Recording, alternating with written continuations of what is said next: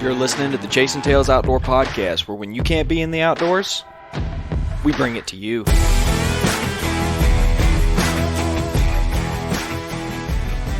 Welcome back to another episode of the Chasing Tails Podcast. My name is Walt, his name is Chase, and together we try and bring you new and exciting guests, new topics, bring you the outdoors when you can't be in the outdoors. It's just that simple, guys. And I am glad to be back on the airwaves. I think maybe this is only the second podcast we've dropped in 2021 thus far, but we're getting back in the swing of things. We're getting our spring lineup ready, which I'm really excited about that. We've got a lineup called Lessons of the Fall, which I think is really going to be a fun one. I told you guys in the last episode that we had one coming. And what we're going to do is we're going to find people from previous episodes who have come on here who are known to kill big deer, or just they were great guests. And we're going to ask them simply, having been established hunters, what did you learn this past fall? Because everybody learns something every year, it seems like. And I think those little tidbits will be insightful. But before I get too far carried away, Chase, dude, what's good in your neck of the woods? Oh, man. Well, I don't know that there's a whole lot good in my neck of woods, but just been keeping busy. This is my last semester for schooling, so got a heavy load this semester, so I'm going to be knocking that out, and I'll officially be graduated from college, finally. You'll be educated. I'll finally be educated, as they say. So I'm trying to just get all that done. Final semester, knock all that out. I may not be as participative, or whatever that word is, this for the next few months. I'm going to try my best. I may miss out on a few podcasts here and there, just to try to get this done. But after I get all that finished, I'll finally have a bunch of extra free time to be able to dedicate to the podcast, and hopefully some videos and things like that once that's all finished. And it sounds like I'm going to kind of have to be, because you're going to have a new addition to the Lee family about the time I'll be finishing. So it'll kind of work out perfect. I'm excited for you, man. I really am. You've been busting your butt with that school for a while now, and it's going to be good. You know, selfishly, the future of Chasing Tails and you and I's relationship, and we always talk about doing these hunts, all of that gets, incrementally easier once you're done. So the good news is, from the sounds of it, and it's all kind of fluid because that's how school is, but it sounds like you and I are still going to be able to do some turkey hunting this spring. Yeah, we should be able to do some turkey hunting. I'll have a good majority of the classes done and be in a groove at that point, knowing what I need to do and get done. So I'll be looking forward to that. It'll be a good little break to get in the turkey woods. So I'm going to take the time now. I really haven't hunted much, probably the last month at all. But one thing that I have gone out and done is I've been able to check some trail cameras that have been soaking for about 3 months. And I got a lot of good intel from those cameras. A lot of activity. There was a lot activity in some areas where I didn't necessarily expect there to be activity, especially in the month of December. And it was some good mature bucks. And the funny part is one of these cameras was kind of on this water hole. It's kind of a mud hole. It's this little clay area, always holds water. And I keep a camera on it. And I had actually forgotten that I had the camera on it, and I ended up driving by it one day. I was like, "Oh man, I need to check that camera. I hope it worked the whole time." It's like because I've had so many issues with trail cameras this year. I figured it probably crapped out on me after day 2 or something of being there, and it's just been sitting there for 3 months dead. But it was actually still fully functional, working. Had tons of pictures, and I was surprised to see it was just the amount of.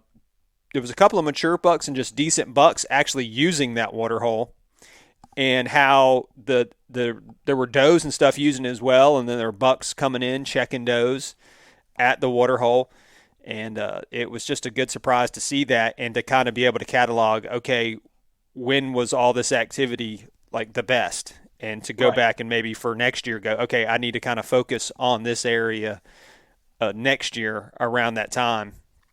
And there was actually some bucks that I didn't even know were on the property that were in there quite a bit during that time.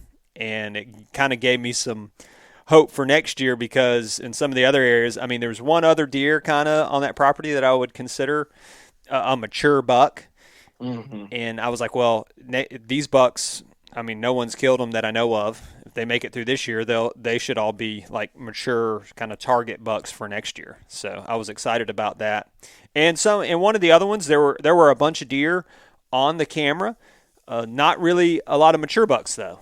It was a bunch of young, probably 2.5 and under bucks that were on the camera in that area. So it'll be good to kind of go back and maybe set the camera up again in that area next year to see if the same deer are coming through as they were, and just kind of go with that progression. There's one other camera that I have to check that's been soaking for the last 2 or 3 months as well, so I need to get out and check that one to see, because it's kind of in an area where it's a perfect funnel for the deer. And I checked it it's probably been maybe 2 months ago or something, and there are quite a few deer using it, just not as many as I would have thought.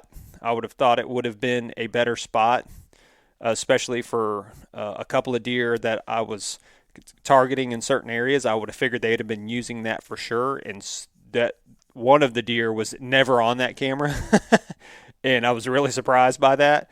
So it made me rethink, okay, well, how is he actually accessing this area when I do catch him on camera?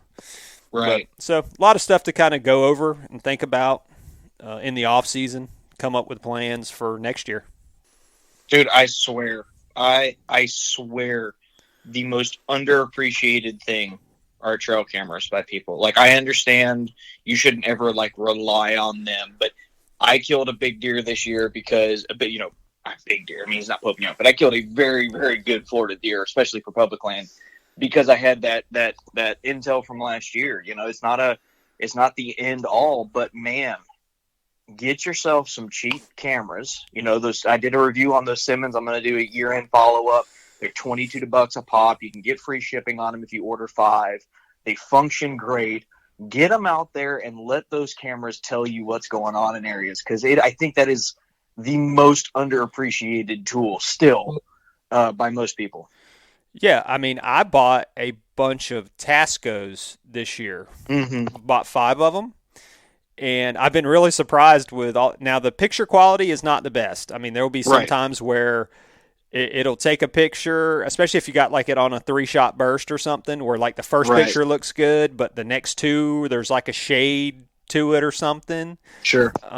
Nighttime pics are perfectly fine, but some of the daytime stuff isn't the best. But for $25, all 5 of them have worked pretty much flawlessly the whole season. I haven't had an issue with any of them. They all were taking pictures. The battery life was surprisingly good on all of them as well. So, I'm like, wow, I need to buy some more of these. And like I said, just to put to soak. I mean, even if you're not relying on those cameras as like your main cameras, they're great for areas where you're like, okay, I'm not going to hunt this area this year, but I want to get some intel. And like I said, it's almost like you kind of mentioned before. It's like you're in the woods basically 24/7. 365, and if you're getting pictures and you find out, okay, this area is hot October 15th through the 23rd or something, you can go, okay, I'm going to catalog that, and I'm going to make sure next year I get in here during that time. And that's exactly what you did this year on your public land hunt in Florida. You're like, this area was on fire this time, and you got in there, and sure enough, you had success.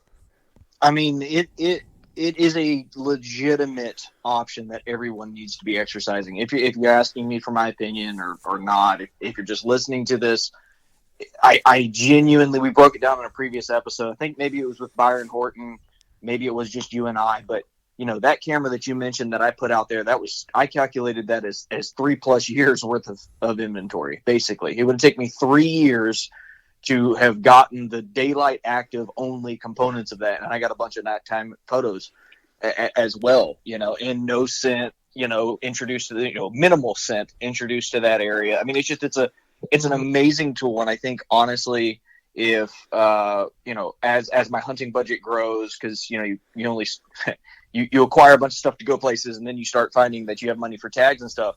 I can see a legitimate, mix of your non-cellular cheap cameras being put in places that maybe you're curious about and you just want to see what comes by for a year. And then your cellular camera is kind of bouncing around, giving you your live intel. It has been a remarkable marriage of the two. And, man, I'll be honest with you, I'm probably going to run cameras almost year round. I'll probably pull them in like April, May, because you're just inventorying a bunch of antlerless deer at that point.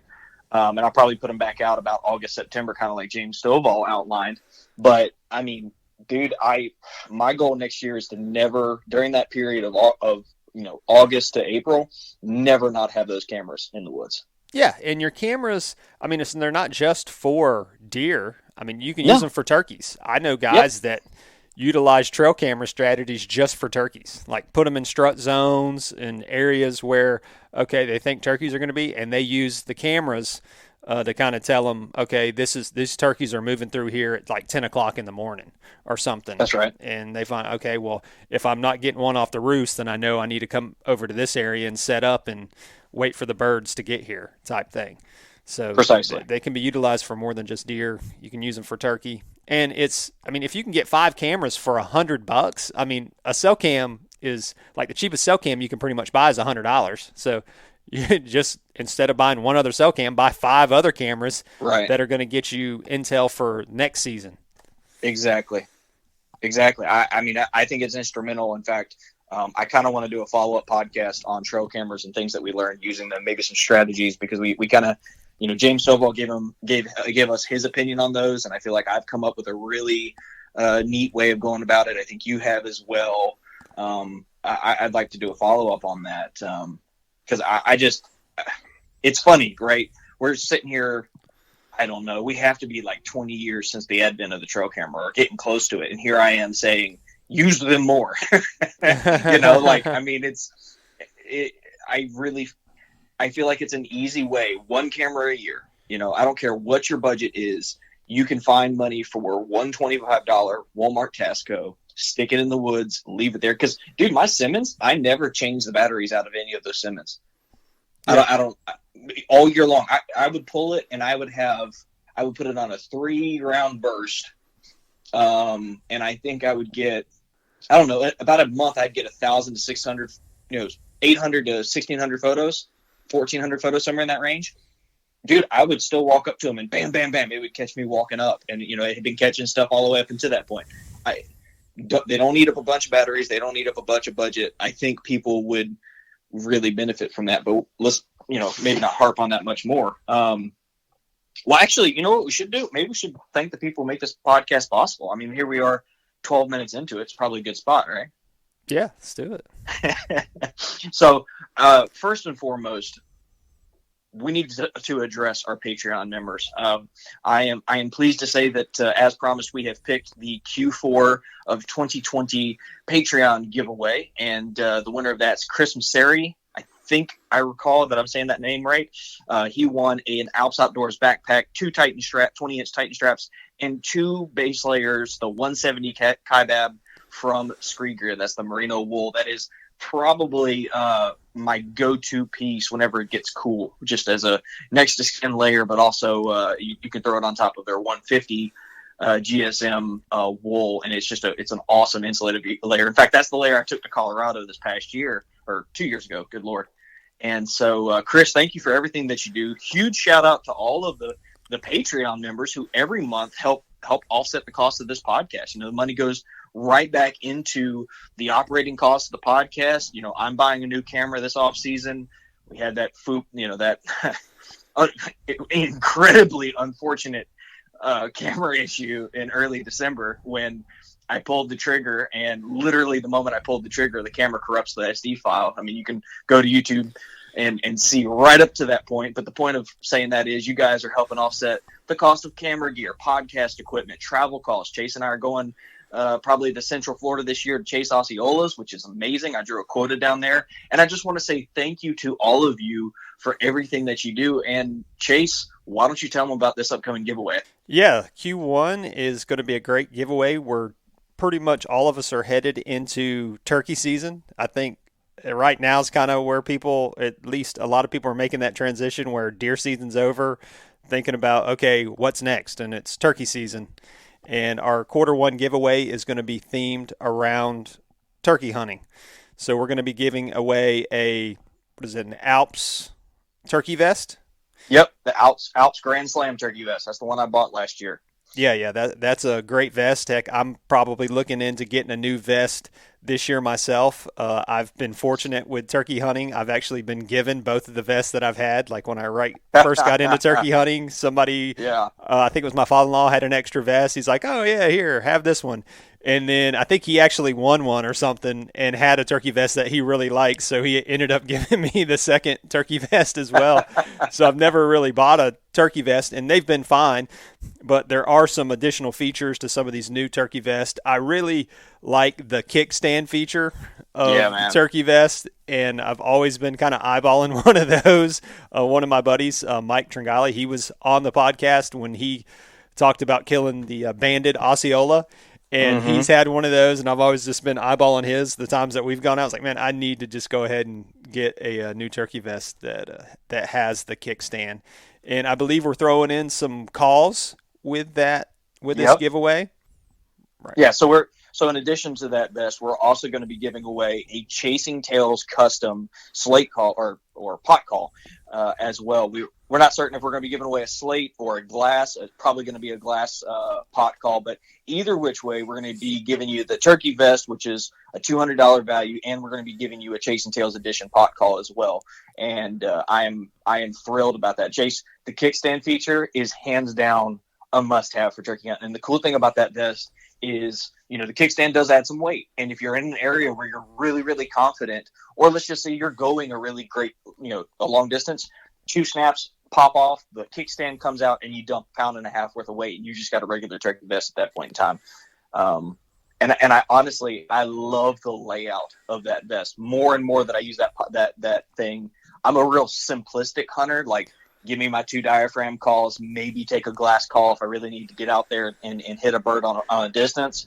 But I just don't carry a bunch of stuff. And the way it's laid out, it makes sense. I don't have to take my eyes off the direction I think the bird's coming from. I can just put my hand where it needs to be. And I hope you guys enjoy that as well. That's just the least we could do to say thanks for everything that you guys do. It's incredible that we've got almost 40 people who support this show now, and it makes doing this much easier. And we really appreciate you guys. So if you're also listening to this and you're thinking, dang, turkey hunting's coming, I need some turkey gear, check out Scree Gear. Scree Gear is someone who we have partnered for this upcoming year again.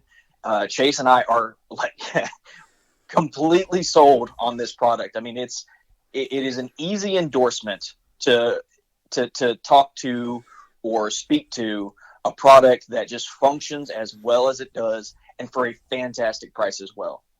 Yeah, the Scree Gear is awesome. I think Chris is really going to enjoy the couple of pieces that he's going to get. He's down in South Florida, so you really don't need a ton of layers down there, but I think this will be a good addition to whatever he's rocking now. I know I enjoyed my Merino layers this season. I basically rocked it all early season this year. Right. And one of the best things about it is you don't really have to wash it. I mean, it doesn't stink. I mean, I wore that thing 5-6 times. I had a whole video on one of the pieces, and did yard work in it. Yeah, right? Did yard work, went out, scouted, all kinds of things with that Merino, and I've been impressed with everything that I've gotten from Scree so far. So if you get a chance, check out Scree Gear, and you can use the code Chasing Tails to get you some 15% off of your gear.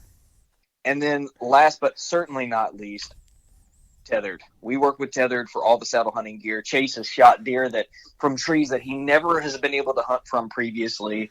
I have gone 2.25 miles one way carrying a bunch of very lightweight, easy to pack saddle gear. It honest to God has made going into the deer woods, especially with the camera, as you guys like to see our YouTube channels, anything that makes self-filming easier, I am a huge fan of, and they have got an awesome stick coming out this year as well. So if you're looking for the epitome of ultra lightweight, stay tuned. Go to tetherednation.com, sign up to be notified when the Tethered the One stick comes out. I think it's just under 16 ounces with attachment method. They've got an innovative way that it stacks. I cannot wait. I've held this thing in my hand. I've put it on the tree. It is ridiculous, and I cannot wait to use it this fall. Yeah. Tethered has a bunch of great stuff. It seems like they keep coming out with new stuff, and I'm looking forward to some of the new things that Tethered has on the docket for this year as well. Yeah, for sure. So today's topic is me. It is great to be able to dedicate 3 episodes in a year to deer success stories, because that has never happened before. In fact, a previous record for deer stories from Walter was 1 set in 2020, or 2019. That is.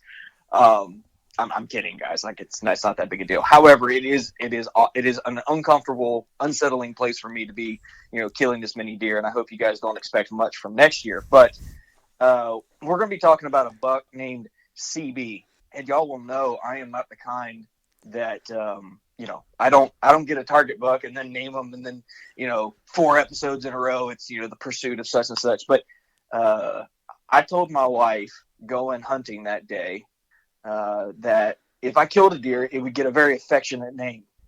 But the story of this buck goes back months. I mean, it goes back to, man, when did I start talking about hunting Georgia last year? It had to be like April, May, right? Yeah, somewhere around then. Yeah. So 2020 hits, COVID hits, and basically I'm not able to go out to Colorado. And dude, I took some of the Colorado funds, and I bought the $325+ Georgia big game license, which I got to say the price tag is not proportionate to the big game that you have there, size wise, body wise. It's not like you're going out west and you're shooting a 500-pound animal, 600-pound animal. But man, the public land opportunities. Let me be very specific here. The public land opportunities, i.e., the amount of public land. The ability to get away in Georgia is just entirely different, dude. I mean, I've probably blown your ear up praising how they are ran. It's just, you have to walk. There isn't an access road to every block of timber. It is genuinely a place where the harder you work, the more you're going to get out of it, but you are definitely going to work hard. And that's, speaking of trail cameras, that's kind of where I started. I think it was probably, it had to be after June, because we had the Yakking for Bass Challenge. And June, let's say July, August, man, I probably put 20 to 30 miles in the summer heat in snake boots, putting out trail cameras. And the cool thing about it, dude, was in Georgia, you're like, this looks like a spot that's going to have a buck. And when you put the camera up, it's a miracle. There are bucks there. I mean, the deer do what they're supposed to do in Georgia. It's just a different animal. I ran trail cameras probably I ran trail cameras there up until the very end in early January, but had a lot of ups and downs chasing deer on different chunks of property up there. But then about, I don't know, it was probably early November, I started focusing in on a couple parcels, very large parcels that got very little pressure. In fact, I'm probably going to kick my own butt for saying this. I saw one other hunter. Now, I know there were other people in there. I saw their boot tracks, all that stuff. But I only ran into one other hunter from early November to January 10th. And I didn't hunt there every weekend. I didn't hunt there during the weekdays. So, there were plenty of other people in there. But the overall feeling was, if I wanted to go to a block of timber and I got there in a decent hour, I'd be able to go to that block of timber, and I wasn't worried about some dude walking in behind me. I wasn't worried about bumping some dude off a ladder stand. In fact, I only found one ladder stand while I was there and one climber that were left in the woods. And I think that's because a lot of Georgia, you have to work to get back there. So you're not going to, I don't know, I feel like it encourages a different attitude of a hunter. I'm not saying that Georgia's perfect. I had my encounter back in early December with that jerkwad that, set up 100 yards from me. But the way they set it up seems to really encourage the right kind of sportsman. Does that make any sense? Yeah, it makes a little bit of sense. And I feel like your negative encounter was because it was a quota hunt. I think on some of your other areas, They weren't quotas, and that on the quota hunts, you only have so many days, and there's a bunch of people. So the chances of you running into somebody or being right on top of somebody is a lot higher to me than if you have like the season to go out and chase deer on a piece of public land. That's a good point. That's a really good point, because you're right. And there's probably, if you're hunting a piece that's huntable any day of the week, you probably have less likely of people driving down from Atlanta or up from Southeast Georgia or whatever and feeling like, okay, well, this is where I stake my claim. Live or die, this is where I kill the deer. So they go out there, they scout, they leave their they don't really have a backup spot. Whereas I think you're probably, I had backup spots. So if somebody beat me somewhere, I'm just going to another location. Whereas he was probably quite grumpy that someone was in the his A spot, Yeah. But I mean, even then, the encounter wasn't terrible. That day should have ended with a buck as well. So I started scouting this area in early November. Was flabbergasted by, the amount of space, relatively abundant deer population. In fact, I was getting cell cameras. This is where cell cameras and non-cellular cameras kind of enter the mix for me in this story, because you told me early on in the season, like dang near like a scolding father, you need to be moving your spy point. Like that needs to be your live intel, and, put other trail non-cellular trail cameras in areas that are questionable, or you've already, established that, there's something there worth capturing. And so I took your advice. Again, I appreciate you, Chase. And I started bouncing that spy point around on that piece of property. And it was mind-boggling how many deer were there. Like I was getting, and not only when I was getting deer in the morning, 7:45 to 9:45 every day. I'd get a group of 6 to 10 does down this trail every day. It was remarkable, man. I genuinely could not believe it. I every time it happened, I would send you the photos because I was just in like total disbelief. And I'm sure Chase is over there like, dude, I know what deer look like. I appreciate it. But that doesn't happen in Florida. Yeah, I mean, it just depends on the kind of the property in Florida, and you haven't fair. And you haven't really had that much. And on public land, it's a little bit different animal in Florida. It is. That you're trying, and that's what you're kind of trying to portray. Yeah, that's as right. For Georgia. So, and sometimes Florida, and like I said, on the public land in Florida, with your cell cams, you'll get like little times where there's deer in that area, and then all of a sudden they disappear. Like they're not there a lot. Like you'll have little pockets of, oh man, there's a lot of activity going on in this area right now. Then you can leave that camera the whole season. Then all of a sudden, boom, there's nothing on your camera for weeks. Yeah. So you really got to be moving your camera around on Florida public land for sure. Yeah, for sure. I mean, that's that. You said it better than me. I appreciate you. This is teamwork on the podcast, guys. But it was one of those things where, again, I'm scouting. What I would do is I would go to this area, and hunting from the ground was the tactic that I used in Georgia a lot. In fact, I would be willing to bet 90% of the hunting that I did this year were in pine thickets or on the edges of swamp bottoms, all from the ground. And a lot of that was because I wanted fresh intel. I wanted to hunt fresh sign. And a lot of times you get set up in an area, the energy and the exertion of carrying the gear in and setting up the stand, even with the saddle, you kind of feel like I need to just sit it out here and observe. And this year, hunting with the rifle, I had the ability to, if something stands up in front of me, I had the ability to reach out and touch it. And so a lot of what I would do is get there in the morning, set up in an area I thought would look promising, hunt it for a couple hours in the morning. But then when the deer movement would still, before 10, 8:30, I would get up and I would start moving around, creeping real slow through the woods. And I would look for fresh sign, look for fresh deer. And I busted these 2 does, wind bumped them. Actually, the wind shifted and there was a thicket in front of me. These 2 does on top of this little hill gave away their location and tore off. And when I got up there were beds everywhere and there was scat everywhere. And it made sense because the wind was coming from this direction. I mean, like all the podcasts you hear in Florida that you can't ever really apply because it's all flat. Right. They kind of came into focus there, and I recognized that this area was a doe bedding area. So I found this one trail that was coming into the doe bedding area. That's where the camera went, got all these photos, and I would continue to kind of leave that area alone. In the back of my mind, that was an area I needed to hunt come the rut, which on this particular piece of property is, early December to, the end of the season. It's a drawn out kind of deal. And I honestly didn't have any firsthand experience on this property. And so I left that camera there, and I would just rely on the intel that it was showing me. And you could see the progression. Does are coming by, no bucks. Does are coming by, a couple small bucks. As we got closer to the rut, you started seeing more daylight active bucks, or just bucks in general.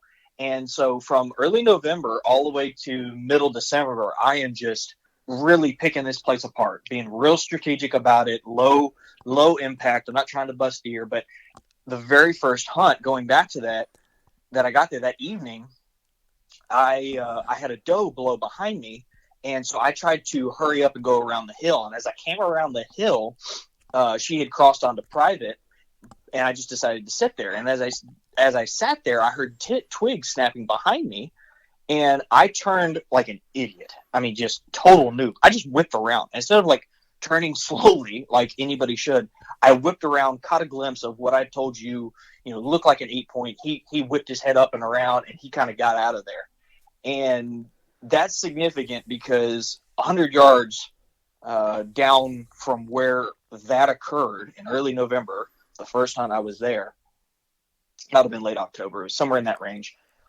That's where I ended up killing my buck. So keep that in the back of your mind, guys. Weeks go on. I do some quota hunts coming up on Christmas break, and I get 2 weeks off for Christmas every year, which is a beautiful blessing. And this year we happen to also be celebrating Christmas here at the home. And so for me, this was a wonderful opportunity. The rut should be picking up again. It's December. It's moving through. I've got 2 weeks off. I can drive up there and hunt for a day and come back. My wife gave me time to put on the schedule, and I go up there, second day of my winter break was what we'll call it. And the wind is all wrong. The wind is all kinds of terrible for where I want to go. And so that morning I kind of hang back and wait for the thermals to change, because I've listened to podcasts. I know what to do in hills. I've hunted in Colorado. The wind was blowing to that same doe bedding area that I described earlier. And what I wanted to do was the wind should have been coming from that doe bedding area in their face. And this one particular trail that I had found, I was hedging my bets. I said, bucks are going to be scent checking those does, looking for a doe to come into heat. You're going to set up on top of this hill, overlooking this 100-yard stretch of path. There's this little knob I could sit on. You're going to overlook this 100-yard patch of trail and be able to catch those bucks trying to scent check. But also in Georgia, they believe in shooting does. And so if a doe walks out and I just want to shoot her, I'm going to take the free meat. And the wind was blowing down into that bottom, and I didn't want to blow out the does that I was confident were there. And in fact, the trail cameras proved later on that they had come down that trail and they were there. So I waited for about 30 minutes right at early shooting light. The wind finally shifts the way it was supposed to come out of, and I walked down the trail. And this is where heartbreak sets in for the first time in this situation. At 7:01, I had Chase. Now you correct me if I'm overselling this, okay? I had what had to be 100-inch 8-point walk past that trail camera. Am I overselling it? Yeah, he was probably around that 100-inch mark for sure. Yeah, wide buck. His tines weren't the tallest, but he was very, very wide. He walks down the trail at 7:01, which was legal shooting light, and he walks down the trail that I would have been overlooking had the wind been right. And I walked past the camera at 7:31. Yep. It was just 30. I was off by 30 minutes, and you see that on TV, you see that online. People make posts like, "Oh my God, I was right behind him." It has never happened to me before, but here I am having put all this work into it. And you could have gone two ways with that. I could have been really upset, or I could say, I've got 11 days left of my winter break. There's a big buck in this area. He's doing what you thought he would. Get after him, which obviously is where I was. I was like, don't get me wrong, I was tore up about the fact that I was, 30 minutes behind what would have been my biggest buck of all time. But at the same time, how cool is it, first year on public land in Georgia, to be able to predict that well, find the sign, find the bedding area, stay out of it, be mature and methodical about how you go getting these deer. And Dude, I'm going to tell you right now. So that happened on a Monday. I can tell you that with absolute certainty that happened on a Monday. Tuesday, I go back, and on Monday and Tuesday, I had this cough. This just this nagging cough that just wouldn't go away. But it's cold, drier, dude. It was cold, like low 20s, like 23, 22, and a good wind. So it wouldn't have been uncommon for the dry air to have been doing that. I didn't think anything of it. Wednesday morning, day 5 of the vacation, I wake up with a fever, chills, sweats, the bed is soaked, get a COVID test, and sure enough, I test positive. And at this point, guys, I genuinely thought my season was over. Not for any other reason other than just I had to quarantine. But then it got worse, and I got a very, very severe case of COVID. We've talked about that before. I'm not going to talk about it again. But I spent the better part of the next 10 days really looking at, because, this happened, I think, like December 20th. So, January 10th is when deer season ends. And as those days progressed, it became increasingly apparent that I wasn't going to have the energy or the lung capacity to even go after deer. And so, there was this monstrous high of, oh my God, I'm going to get this deer. And then my entire vacation is being taken from me. I can't breathe. I'm incredibly ill. And about January 4th, I get starting feeling better. 6 days before the season ends, I get to start feeling a little bit better. I can breathe a little bit more. Things are looking about a bit normal for me. I finally test negative on January, I think 6th for COVID or somewhere in that range. But I can come out of quarantine period regardless. And I look at my wife, and this is how you know you have an amazing wife. She hasn't gotten to do anything for Christmas because she was exposed to me. She's been in isolation for 14 days, just like I have. She's been, watching her husband, not even watching because I had to be in a different room. She just heard me suffering. And I look at her and I said, hey, I kind of like to go hunting this weekend. And that woman looks up at me, whips her head up and goes, absolutely, you should take the weekend and go hunting. I was like, I was floored, dude. I was totally floored. I was really expecting her to be like, well, I kind of would like to hang out with you, or maybe you shouldn't push it. And she did give me a lot of cautionary tales about not pushing it. But she was like, go. And the sad part is I got up Saturday morning and Sunday morning, and I just stood there looking at my gear, and I was so tired, and I could still barely breathe. It's 4 a.m. I got an hour drive, and I just didn't have the energy, so I didn't go. And Saturday evening, I went and hunted the same spot that I had. I was real conservative about it. And I'm sitting there thinking, okay, how many times are you going to hunt the same spot? Because in Florida, I'll hunt the same spot. I think you and I have talked about it. Somewhere between two and 4 times without, a crazy encounter, because the range, depending on where you're hunting, can be different. And I had hunted this one spot with no results probably close to 4 or 5 times. And I got thinking about, the shift of the deer, the patterns, and behind where I was hunting was this really, really dense thicket. And on the Tuesday after I had that encounter with that buck, I had rattled up a deer behind me. I didn't know what it was, but I heard there was this little brush pile. It was downwind of me when it finally got to that brush pile, but I heard it tore off, and I had just done a rattling sequence. So you could hear it walking to me. I couldn't see behind me, but it tore off. And I had seen a couple does walk from where I was facing down into that thicket, and then there would always be fresh tracks in my boot tracks crossing the road where this thicket dumped out into, we're going to call it a saddle. It's not really a saddle. It's just kind of like a low area between 2 very small hills. And I got up that evening. It was freezing cold. I was bitterly cold. The evening of the 9th, the wind was just ripping. I didn't take my ptarmigan or puffy jacket or anything like that. And I was shaking so violently. I was like, there's no way I'm going to be able to hold steady on a deer and kill it. So I just got up just to warm up and started kind of walking around. And again, there were fresh tracks in my boot tracks. I'm like, okay, how many times are you going to walk past something before, and the deer leave you a, hey, I was here note in your boot tracks, and, not pay any attention to it? And largely I had been overlooking this area because it was 100 yards off the road. In fact, I could see the road where other people were driving. And for me, again, this is where sometimes we can get too rigid. In Florida, there aren't a whole lot of places 100 yards off the road that you can hunt and not expect to run into other people.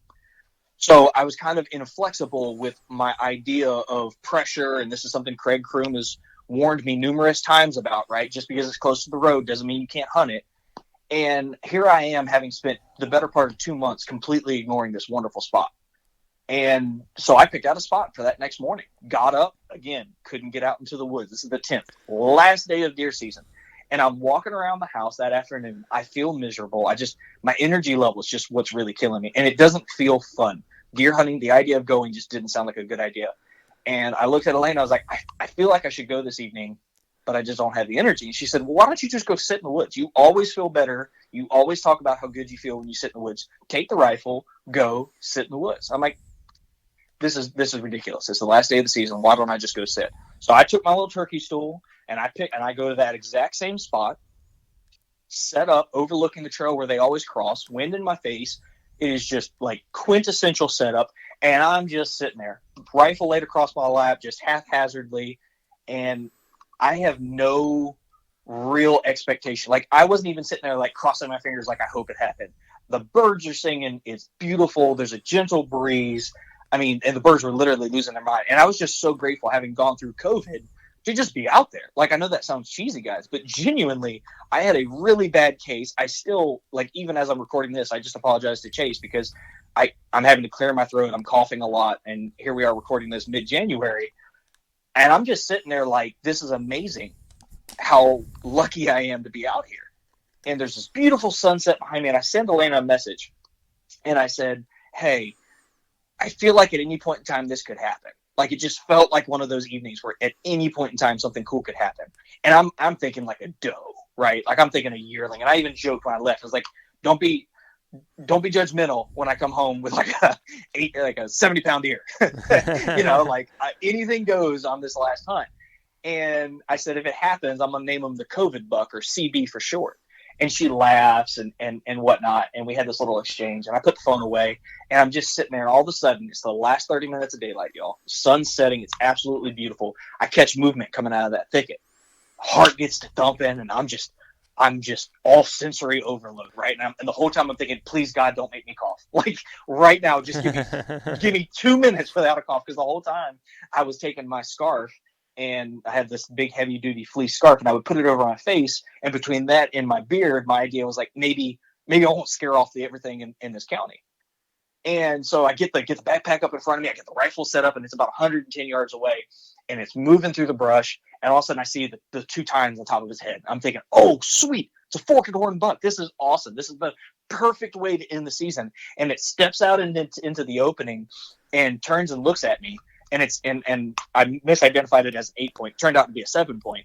But it is walking on a beeline right to me. And here I am, again, haphazardly just picked a spot. I am completely exposed in this turkey stool. The only advantage I had was I had like these two logs behind me that, you know, they were 10 feet behind me. Maybe it broke up my outline. But I've got blaze orange beanie on, a blaze orange vest. And because my backpack is brown and it's gun season and I don't trust people, I've got blaze orange on my backpack, right? And I'm thinking, this deer's going to see me at any point in time, but it's a frontal shot. I mean, it is due just straight at me, and he's coming at 90 yards, 70 yards, 60 yards, 50. He got 41 yards from where I was. And he's just facing right at me. I'm like, dude, this deer is going to like, I'm going to have to decide, am I taking a frontal shot or not? And so I'm whistling and I'm doing, so I'm doing all this stuff. He's just nose to the ground. And that was the other issue, was I didn't really feel like I had like a base of the throat shot. And so I finally literally go, hey dear. And when I said that, it echoed off the other side, and he turned and looked at the echo. Not me, 40 yards hollering at him. Something about that echo caught him, and he turned and looked the other direction, turned broadside. And this is the shining moment out of all of this for you guys. I had two mishaps early in the season. I shot the spike. I misranged the deer, wounded it. I got it back on camera. It survived. I shot we're just going to call it an 8 point in early December. Missed him, rushed the second shot, hit him low, couldn't recover that deer, called a dog. So I had two really low points in the year where I made some very critical mistakes. And I take that very personally. As I believe I should dispatch animals as quickly as humanly possible. And it was a low spot. And so when I had that deer in the crosshairs, I realized I had some scope shadow. And he's only at 40 yards. It's all lined up perfect. And for a moment, I almost just sent it, just out of desperation, to kill a deer on the last day of deer season, the last few minutes of daylight. And instead, took my finger off the trigger. I risked moving 40 yards in the wide open in front of this deer, shifting the backpack to where I could get really on the rifle the way I was supposed to. Deer looks at me right as I squeeze the trigger, hammers the buck, and he only goes 25 yards. But out of the kindness of his heart, knowing that I had, just gotten over COVID, I can barely breathe, he jumps over a brush pile and into a grapevine and continues to thrash on the grapevine, getting himself thoroughly tangled for about 4 or 5 seconds. And so it took me 35, 40 minutes with several breaks just to pull that deer out of that brush pile. I was so winded and so gassed. I mean, it was just unreal. Chase, I FaceTimed you, and that was 30 minutes after that. Was I still huffing and puffing then? Yeah, but it seemed like it was more of an excitement, huff and puff, than good. Being overworked. Yeah, well, before that, it wasn't excitement. but before that, it was very much, almost to the point of panic at one point in time. I couldn't get any oxygen in. It didn't feel like, and he's a beautiful deer. I've got him in there doing a Euro right now. But that is the story of CB, the COVID buck. Last day, last sit, last 30 minutes on public land. I feel like I implemented to kill that deer. I feel like I implemented every strategy in 2020 that people were gracious enough, from John Eberhart and Jake Bush and all the people who came on the podcast and talked strategy. I felt like I was able to put all of that into play this year. And I think I'm happy with how it turned out. Yeah, man, you had a good season in Georgia. I mean, you had opportunities, a lot more opportunities this year than you've had in Florida over the past basically 3 seasons. And really, you've only hunted Florida, the one quota hunt this year? Let me make sure I'm not. Well, no, I hunted that still hunt area early season maybe 4 or 5 times, but total hunts in Georgia maybe 7. Okay. Yeah, maybe 7. And largely that's not really like, I'm not saying you couldn't hunt Florida if you're here, but for me, my proximity to Georgia and the ability, and this is what it really boils down to for me, the ability to shoot does throughout the season up there with a gun changes the dynamic for me, because first and foremost, I love putting venison in the fridge. Like, that is my number one goal every year, is to put venison. In fact, for the last 3 years, my dream has been to put enough venison in the fridge from public land that my wife and I wouldn't have to buy ground beef. And so Georgia changed that, because I shot a doe. Well, that was technically bow season, so that would have counted here as well. But I shot that buck as well up there. As the opportunities to fill the freezer are just more abundant up there. Factor in the fact that the deer are a little bit bigger. I was probably a 2-year-old deer at best, 2.5-year-old. I mean, his teeth were super, super sharp. I mean, I'm not a pro, but he was a young deer, but he was bigger bodied than the buck that I shot. His rack was comparable. I think the deer I shot may have been 2.5 or 3.5, somewhere in that range, because he had some good wear on his teeth. But I hate to say it, but I'm spending $325 a year now to go hunt Georgia. Well, it's more than just deer that are included in that license as well. It's true. So you get your turkey tags included in that. I think, isn't there a bear tag included in that as well? So there's it's going not like pigs this weekend. You only get deer. Yeah, pigs are abundant. So there's a lot you can do with that tag. And you had a chance to tag out on bucks in Georgia. I mean, you would have could have been tagged out before the COVID buck. Just had some mishaps, and you got a doe, and you probably could have taken more does, to be honest. But if you would have been able to hunt, I mean, with COVID striking you, so a lot of opportunities, and you still have Florida to hunt too. So it's not that and there's. I think their turkey season's longer in Georgia, so you can extend your turkey season. So there's all kinds of cool things you can do because of your proximity to. You're not far from the Georgia line, so no, you're not far at all. I think I'm about 31 minutes, hour and some change from like middle Georgia line there. I guess the kind of the center of the state at the line, but yeah, you're not far from some good hunting there in Georgia, so it makes sense. Yeah, and I'm hopeful. I'm hopeful that through my off-season scouting and everything else, I mean, I'm hopeful that in off-season scouting and everything that you can come up this year. Like my hope is, your rut is done well before, or at least before this place starts to really pop off. And there's really good deer up there. And, it'd be ideal if we could get you a non-resident license to come up there and hunt as well. Because if you were to, if we were strategic about it, you drive up on a Friday, we go up there, we can hunt Saturday, Sunday, and be home without really stretching things too much. Or, maybe I take off a Monday through Wednesday since you have a wonky schedule, and we go up there and the pressure is going to be even, more diminished. I mean, it's the ability to make content, fill freezer, make memories, hang out, shoot quality deer. I mean, it just seems kind of like Georgia's going to be an annual affair for at least myself, but, possibly you as well moving forward. Yeah. I mean, my season kind of pretty much wraps up after like the first week or so of December.